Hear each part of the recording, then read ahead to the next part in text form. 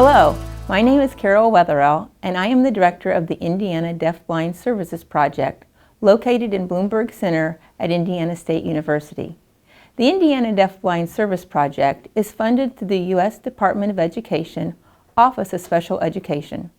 The project has been administered through Bloomberg Center for more than 33 years. The Indiana Deafblind Service Project provides services to community agencies, public schools, First Steps, and families to help support children who are deafblind, ages birth to 22. Every state has a deafblind project. The projects were started in response to the rubella epidemic in the mid-60s. A high number of infants were born with vision and hearing loss from mothers who had contracted rubella during pregnancy. When these children entered school, educators had little training on how to provide the support they needed. The Office of Special Education program set up a federal priority for deafblindness and began funding programs to provide services and training for students who were deafblind and the educators who worked with them. When I say deafblind, who comes to mind? Most people think of Helen Keller. While she was completely blind and profoundly deaf resulting from a severe infection at 18 months of age, her diagnosis only represents about 6% of the population that we serve. So who is a child we serve? The definition or questions we ask when determining a child qualifies for our services may include: do they have a hearing and vision loss occurring together? Does the vision and hearing loss cause communication and behavior needs that affect the student's educational performance, causing educational needs that the student cannot be served adequately in programs designed for the visually impaired or the deaf hard of hearing? Does the individual have a condition that may worsen over time, such as Usher syndrome? Children who have inconsistent responses to testing or their environment, or function as if they have both a vision and hearing loss, may also qualify. This is particularly true of students who are deafblind with multiple disabilities. Students who are deafblind fit no single profile. As you see on the slide, all students who are deafblind fall anywhere along the continuum that these 5 categories make, and may have, and indeed usually do have, other disabilities as well. The project's purpose is to improve educational services for Indiana's children and youth ages birth through 21 who have combined vision and hearing impairments. In order to receive services, the child or student has to be identified and reported to our registry. We provide the child's family and service providers, being anyone working with that child, with the support in the form of technical assistance and training, dissemination of resources and/or information, and connections to resources and information to families and educators who have children who are deafblind. The Indiana Deafblind Project is a 5-year grant that addresses national priorities and initiatives, as well as recognized needs in the state of Indiana. One way we determine state needs is by sending out a yearly needs assessment. One goes to educators and professionals serving families and children who are deafblind, and a separate one goes to the families themselves. The 2018-2023 initiatives we are focused on include family support. The project is committed to providing opportunities to families to connect and learn from each other. This is accomplished through trainings, activities, and peer mentoring. We also are focusing on including families in the Charting the Life course tools from the University of Missouri Kansas City Institute for Human Development. These tools are designed as family, person-centered planning tools which help families plan a trajectory toward the desired outcomes. It incorporates integrated supports and looks at all life domains. The majority of what we do falls into the category of technical assistance and trainings.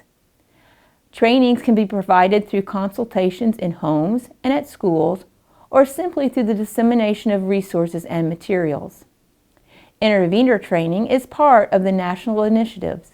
The 3 main roles of an intervenor include facilitating access to the environmental information the student is missing, facilitating the development and the use of the student's receptive and expressive communication skills, whatever they may be, and developing and maintaining a trusting, interactive relationship with the student that promotes social and emotional development and well-being. The project provides hosted module intervener training. Focused on early identification of children with vision and hearing loss from birth to 2 is another national initiative and also is a state initiative because we are so under-identified. We therefore are providing more training and resources for those individuals serving this younger population. The final national initiative is on transition, but like early identification, it is a state priority as well. Not because the group is under-identified, but because nearly half of our census is transition age. Of the 222 individuals on our census, 95 are age 14 to 21. The major component of this initiative is the Midwest Transition Institute. This event is held annually and hosted by a consortium of state deafblind projects.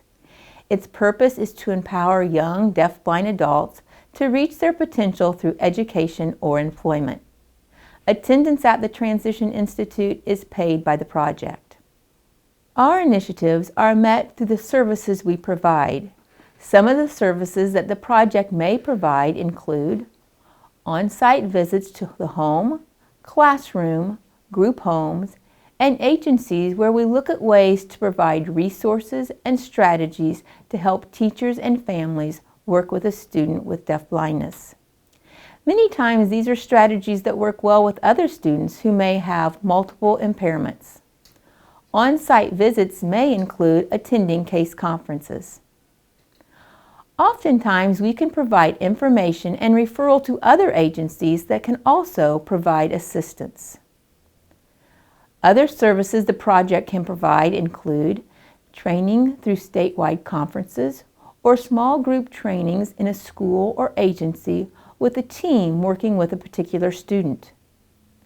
Our Deafblind Transition Brief is disseminated 3 times a year and focuses on strategies and relevant transition-related topics. Copies of older newsletters on various topics can be found on our website. We have a resource library that contains over 500 different items, primarily books and DVDs that are available for checkout free of charge. A listing of these resources is also available on the website. Access to online training modules on person-centered planning and the Open Hands, Open Access Intervenor training modules is available upon request. Clips on early intervention strategies are available on our YouTube channel.